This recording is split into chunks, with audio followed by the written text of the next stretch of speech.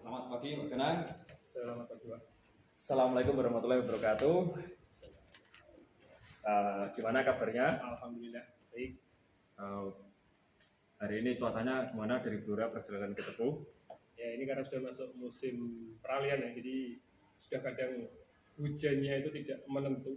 Iya. Kadang pagi hujan, kadang sore hujan. Nah ini cukup jadi tantangan juga ini. Iya. Gimana keluarga sehat semua di sana? Alhamdulillah sehat. Jadi gini, hari ini kita ada wawancara atau diskusi sebentar ya. Di sela-sela jam ngajar kita dan jam ngajar dengan yang sangat padat, dimana 40 jam mau bernafas saja susah. Ya harus, jadi ya sebagai guru udah harus tetap semangat. Ya. Jadi gini, kalau kita sebagai guru kan melihat permasalahan pendidikan itu kan sangat kompleks. Ya, betul. Jadi kita melihat negara kita Indonesia itu, menurut pendapat jenengan, kira-kira permasalahan yang paling umum pendidikan di Indonesia itu seperti apa? Kalau menurut saya permasalahan yang paling umum tentang pendidikan itu terkadang apa ya, kita kalau saya dari segi guru ya, kita terkadang dibuat untuk harus cepat memahami sebuah kurikulum menurut saya. Jadi bagaimana peralihan kurikulum yang akhir-akhir ini terlalu cepat menurut saya. Saya juga sebagai guru baru juga baru kemarin mulai memahami tentang kurikulum 13 ya Pak. Terus sekarang kita berganti kurikulum lagi dengan kurikulum Merdeka. Jadi ini kalau menurut saya menjadi sebuah catatan juga. Biasanya ada istilah ganti menteri, ganti kebijakan atau ganti kurikulum ini juga kalau misalkan setiap ganti menteri ganti itu biasanya juga menurut saya kurang efektif. Iya, betul. Karena siswa juga merasa tidak nyaman dengan banyaknya perubahan. Guru juga seperti itu.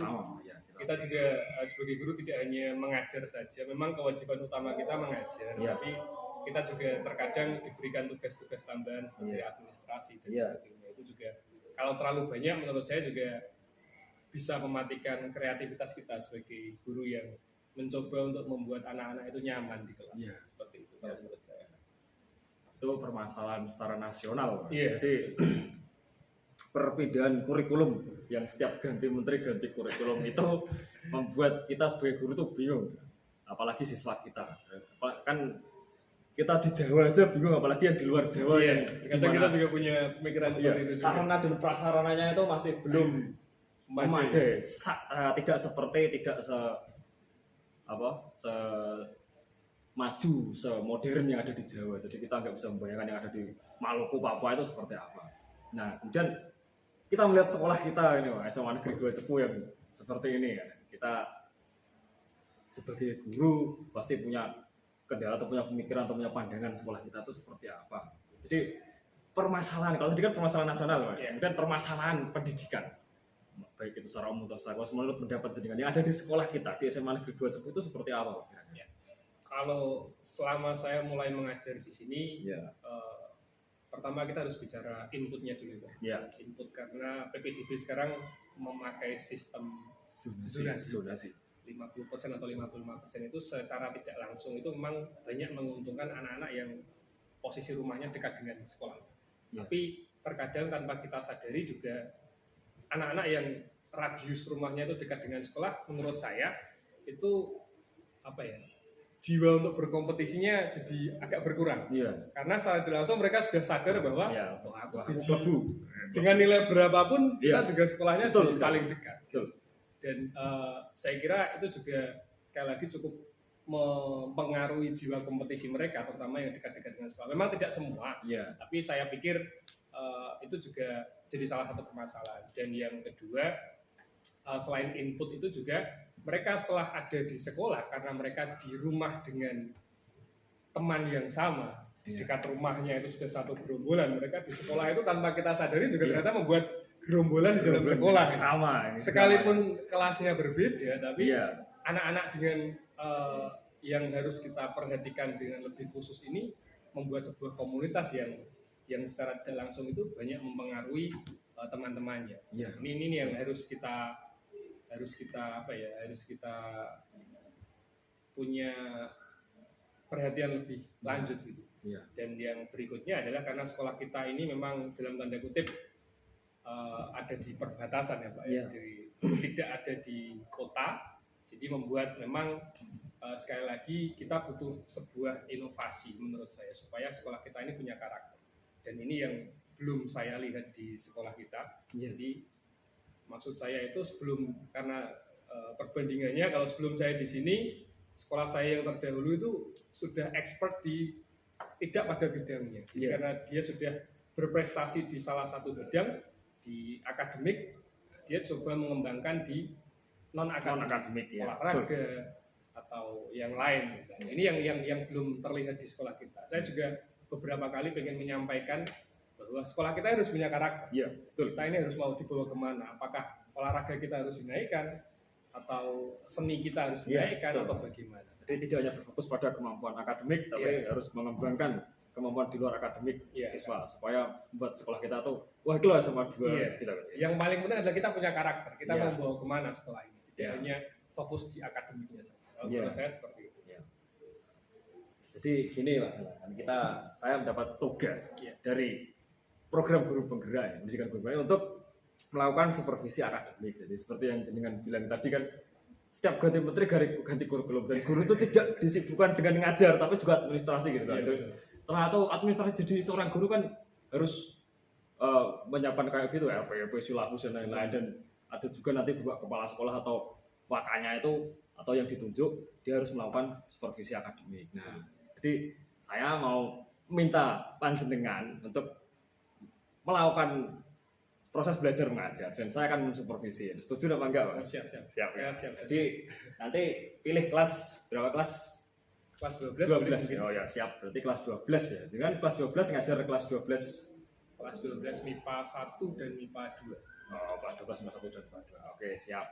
Jadi kita kelas 12. Materi kelas 12 itu apa saja Pak semester ini kira-kira? Kalau untuk semester ini nanti kita ada yang mulai dari awal itu setelah kemerdekaan ya, proses mempertahankan kemerdekaan, terus kita belajar tentang sistem sistem politik yang diterapkan pada masa Orde Lama dan Orde Baru. Kebetulan Orde Lama ini sudah selesai, jadi kalau misalkan nanti jenengan jadi mungkin kita bisa masuk ke materi saya selanjutnya itu masuk ke Orde Baru. Pokoknya kalau masalah materi ya saya serahkan ke jenengan aja. Siap.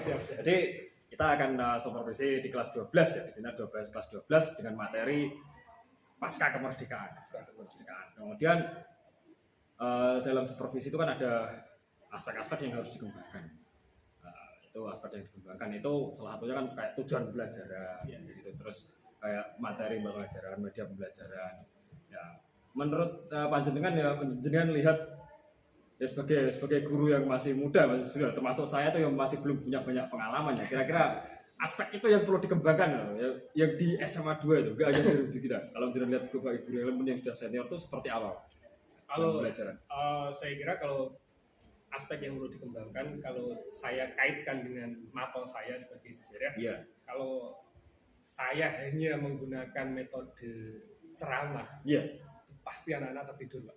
Betul. 100%. Mungkin tidak hanya mapel saya. Semuanya pasti seperti itu pasti, apalagi kita ngajar di jam-jam setelah istirahat kedua. 7, 8 atau 9, 10, pasti anak-anak tertidur. Pasti anak-anak tertidur. Jadi kalau menurut saya perlu dikembangkan sebuah media kita tidak hanya menggantungkan pada metode ceramah karena pada kurikulum baru ini kan siswa sebagai siswa yang harus lebih aktif daripada gurunya. Jadi mungkin kita selain juga memberikan sebuah permasalahan supaya siswa itu menganalisis materi, kita juga harus mau berkembang dalam hal media. Jadi entah itu kita menggunakan PowerPoint, kita memutarkan sebuah film yang bisa memancing anak itu supaya memahami dan juga mau untuk menganalisis materi yang akan kita ajarkan. Berarti strateginya harus tidak hanya menggunakan metode ceramah ya, karena anak-anak pasti jenuh, bosan, ngantuk, tidur. Jadi harus menggunakan strategi yang lain untuk jadi sesuai dengan apa yang ada di misalnya RPP ya Pak. Kita harus mengikuti itu tapi kita harus mengembangkan lagi dengan media apa, dengan strategi apa, metode apa. Nah, kemudian kita sepakati besok supervisinya atau saya mengamati atau observasi lapangannya hari Selasa Pak ya. Di kelas 12 MIPA. Di materi sejarah pasca kemerdekaan, yaitu demokrasi liberal terpimpin, terus demokrasi orde baru, orde lama. Ada. Kemudian ada yang mau disampaikan lagi, Pak? Cukup. Ya udah, terima kasih atas kesepakatan hari ini. Semoga besok pada waktu observasi semuanya dapat berjalan lancar dan semoga anak didik kita menjadi putra-putri yang unggul, generasi muda penerus bangsa, sekolah kita menjadi sekolah yang maju dan sekolah yang punya karakter sendiri. Terima kasih Pak Kadang. Selamat pagi. Assalamualaikum warahmatullahi wabarakatuh.